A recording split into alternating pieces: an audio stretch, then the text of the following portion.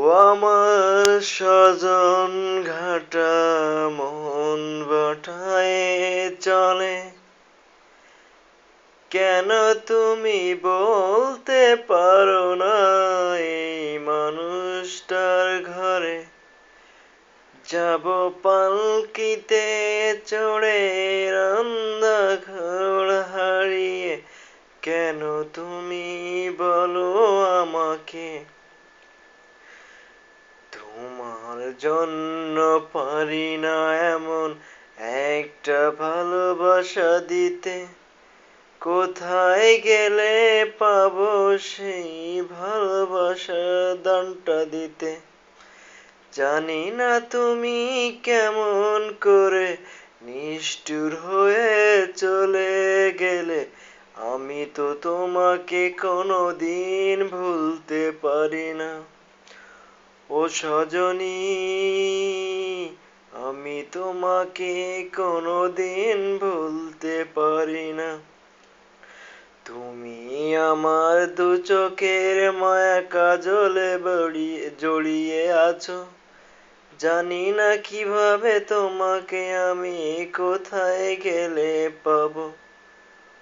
ও আমার ময়না পাখি, তবু কেন কও না এই মানুষটা ছেড়ে যেন যায় না কো দূরে আয় না। ও ফানি, বহুত কষ্টে আছি আমি, আমাকে কেউ বোঝাতে পারবে না। যদি একবার বোঝায় দেখাইতে পারে কেউ, আমি তাকে আমার যে জীবনটার কাহিনী সব তাকে দিয়ে দেব। শিয়াব তুমি ভালো থেকো, রকি তুমি ভালো থেকো, মামুন তুমি ভালো থেকো।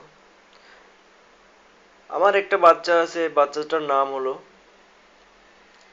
চিট চিটপাটিং চিটপাটিং গুদিরিং চিং বাচ্চা। ওর নাম হলো শফিকুল। আর 2 নম্বর নামটা হলো মারুফ।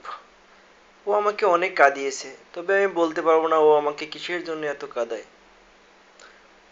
ওর বন্ধু নাকি নাজমুলকে ওকে ছেড়ে চলে গিয়েছে, তবে আমি বলতে পারবো না ওর সমস্যাটা কোথায় কোন জায়গায়। ওকে, তা আমার আমার অনলাইনের এই দৃশ্যটা দেখে যেন আপনাদের চোখের থেকে পানি না বেরোয়। তবে আমি খুবই একটা খারাপ মানুষ, তবে বলে বোঝাতে পারবো না। তবে আমার মতন যেন খারাপ পৃথিবীতে কোনো ছেলেরা যেন না হয়, এটা আমি কামনা করি।